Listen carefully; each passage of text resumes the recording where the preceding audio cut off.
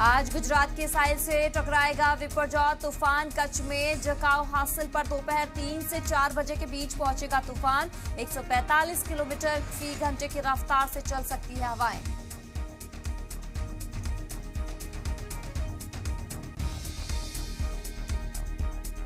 तूफान को लेकर तैयारियों में जुटा इंतजामिया। वजारत रेल और मौसम विभाग ने दिल्ली में बनाया वॉर रूम। एनडीआरएफ ने भी एक कंट्रोल रूम किया है तैयार। आर्मी और कोस्ट गार्ड की भी होगी तैनात।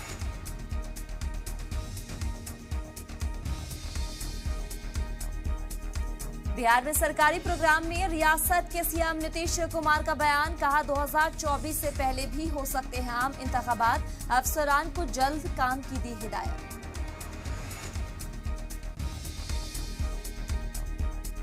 आज बिहार के दौरे पर जाएंगे बीजेपी सदर जेपी नड्डा। बुध को किया था हरियाणा के पंचकुला का दौरा।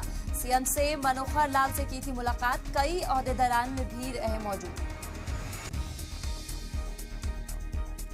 देश में यूनिफॉर्म सिविल कोड को लेकर तैयारियां तेज। कानून बनाने के लिए लॉ कमीशन ने मजहबी तंजीमों और आम लोगों से मांगा है मशवरा। 30 दिनों का दिया वक्त।